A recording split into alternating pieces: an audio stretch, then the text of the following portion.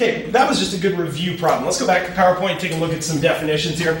The general exponential form, which we're going to talk about throughout this chapter, as we go to solve later on in the chapter with logarithms, with natural logs, we start with this original base. The generic exponential form is y is equal to b to the x power, where b is an arbitrary constant, of course, real number.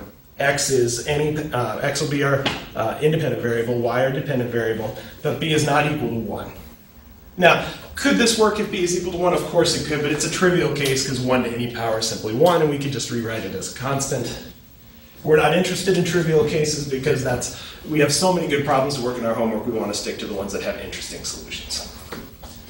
So let's take a look at the properties of exponents. Let's really look at this, see what's happening. Let's, as we've been talking about throughout the book, let's talk about what the graph looks like, where it has intercepts, does it have any asymptotes, let's find the domain and the range. So let's look at the simplest exponential function we can, which is y is equal to 2 to the x power.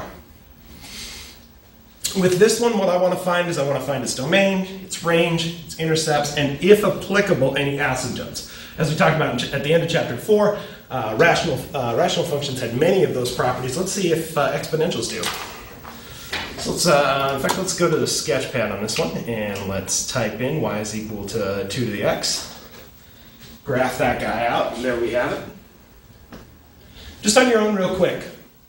What's the domain of this function? What's the range of this function? On campus, anybody, what's the domain of this function here? Well, let me ask you a question in a different way. Is there any number you could plug in and not get a solution out? No. The domain of this guy from negative infinity to infinity, any number you plug in, you'll get a solution out. Let's look at the range. What's the lowest value of output, or what's the lowest y you could get out? Okay, 0. Let's talk about 0. As we go in this direction, we've even got the nice arrows here pointed. Will this function ever actually equal 0? Let's take a look real quick. Let's plug in some numbers. Let's go to the calculator. So let's go back to our main menu here. Let's plug in some big numbers. Let's plug in 2 to the power of negative 1,000. And what went wrong there? Oh, my calculator doesn't put the wrong one in.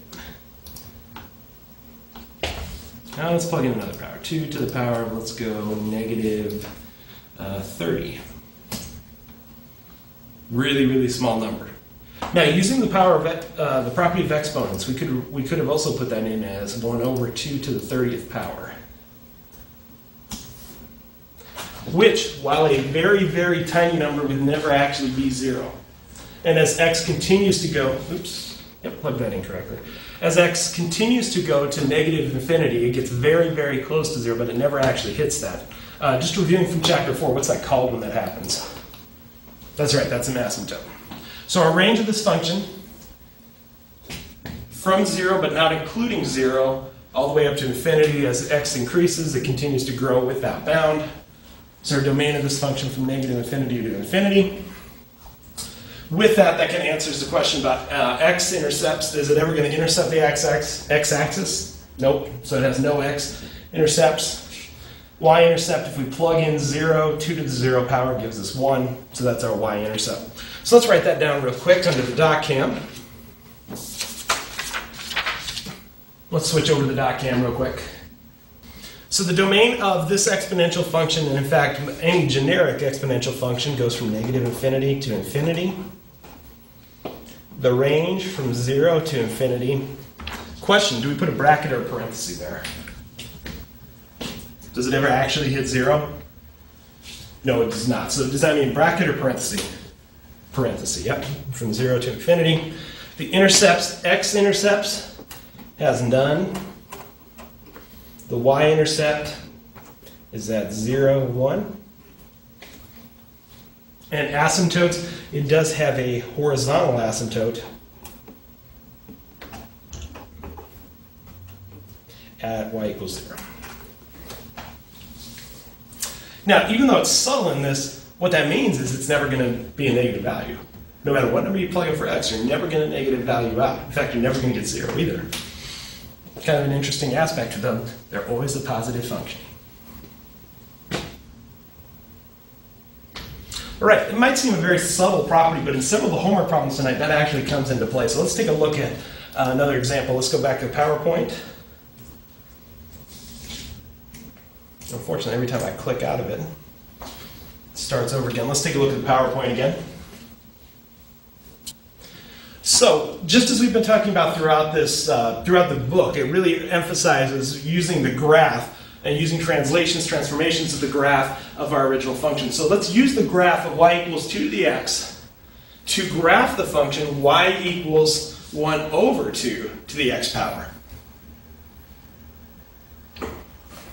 Really quick, let's take a look at, let's work this one on the DocCam, see if we can make it easier on ourselves. So we want to use the graph of y equals 2 to the x to graph y equals 1/2 to the x. Now, question, how can we use this to help us with this? How can we make this one kind of look like this one? Let's use properties of exponents. So we have 1/2 to the x power,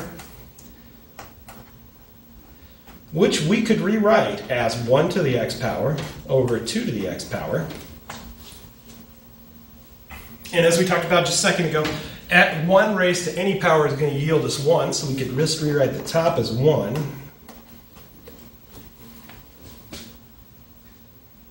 Now we have 1 over 2 to the x. How could we also write that? How could we bring that up into the numerator? We could bring that as 2 to the negative x.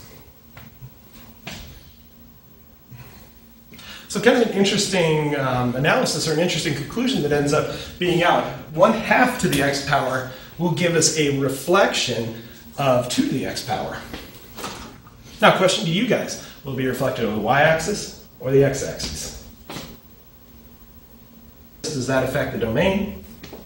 Now, is it a reflection over the y-axis or the x-axis? Important question and easy to mess yourself up in, especially if you get the first part of this wrong. Are we doing the negative before we do the action of this function?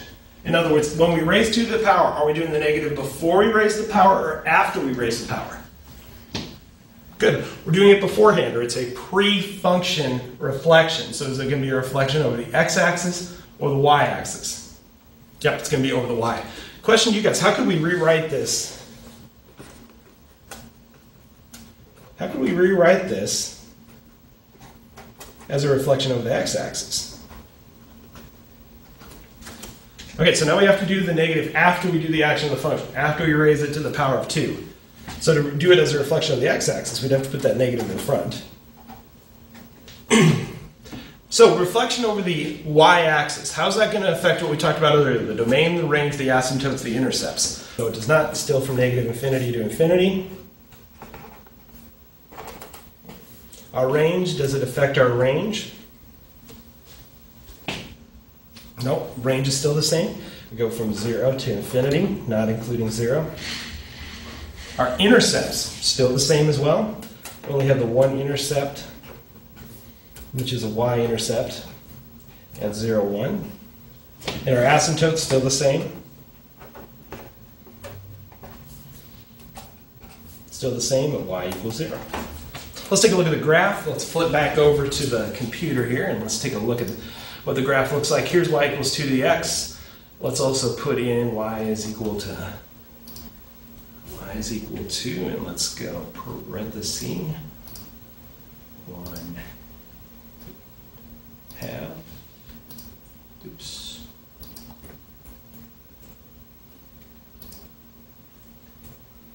And let's raise that to the x power. And then let's plot that. I don't think I put it in correctly. Let's take a look at that again. Let's put it in as 2 to the negative x power. I don't think Sketchpad understood that. 2 to the negative x power. There we go. In fact, let's make that one bold.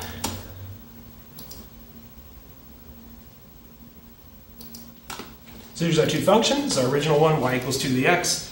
Our new one, reflected through the x-axis. Y is equal to 2 to the negative x, or 1/2 to the x power. Notice again, same domain, same range, same intercept, same asymptote, except it's reflected through the x-axis. So as x goes towards infinity, it's going towards 0. X goes towards negative infinity, it's approaching infinity. Let's use that property. Let's talk about one algebra problem. for today, and then that'll wrap it up for today on campus. Let's go back to the PowerPoint. Using the properties of exponentials to solve what looks like an impossible problem. We have x squared times 3 to the x power plus 5x times 3 to the x power plus 6 times 3 to the x power is equal to 0. Now, I will warn you, on the homework tonight, I was nice and I put parentheses around the exponentials. The book does not do that. It might be helpful tonight to do that as a first step before you go at some of these problems, just to see where the exponential is and where the function is, especially with that last term. It can seem like 63 to the x power instead of 6 times 3 to the x power. So let's take a look at this one. Let's see what we can do with this one. Let's go to the .cam and see what this one has for us. So again, we had 3 to the x squared times 3 to the x power plus 5x times 3 to the x power plus 6 times 3 to the x power is equal to 0. Now, if you remember back to chapter 2, we talked a lot about quadratic-like terms or quadratic-like equations, and this one will take that form. First question I always ask my students, what do they all have in common? Well, in other words, what do all of the terms of this function have? They all have a 3 to the x, so let's factor that guy out. Take him out front, 3 to the x. What's left? We have x squared plus 5x plus 6 equal to 0. 3 to the x out front. What's left over? Nice quadratic that factors. So we have 3 to the x times x plus 2. X plus 3 is equal to 0. Now here's where we end up in a quandary. Usually we just have terms with x, not x to a power. With this, using the zero product property, we know that if 3 to the x equals 0, or if x plus 2 equals 0, or if x plus 3 equals 0, that our entire function will go back and equal 0. Now, first question. What did we learn today that helped us solve this first one? 3 to the x power equals 0. What did we learn today that actually helped us solve it? Let's actually go back. Let's go back to 2 to the x. I made a big deal over the range of this function because it ended up helping us solve this seemingly unrelated problem. It was from 0 to infinity, but it didn't include 0. So is there any power we could raise 3 to that would have this equal 0? And the answer, nope. There's no solution for this part or the null set. So the first part will not contribute to our solution at all. The next two, something we've done before, minus 2 from both sides. Solution x equals -2. Minus 3 from both sides, x is equal to -3. So kind of ironic. Seems like something that would have more solutions than this, but just 2 solutions to solve our equation at the top. X equals -2, x equals -3. Plug those back in and they give us 0 for our solution. Let's stop and check up real quick. Questions on campus? All right, that'll conclude our day today. Again, what we talked about, the intro to exponential functions. What do they look like on a graph? What's their domain, range, intercept, and asymptotes? We talked about what they do if we have a slight reflection or transformation to the function. Then we used the properties of exponents with the zero product property to solve some equations that we ran into. So, good job today, and those of you on campus, we'll stop real quick. We'll give you your homework assignment, and then we'll have you off for the day. Thanks.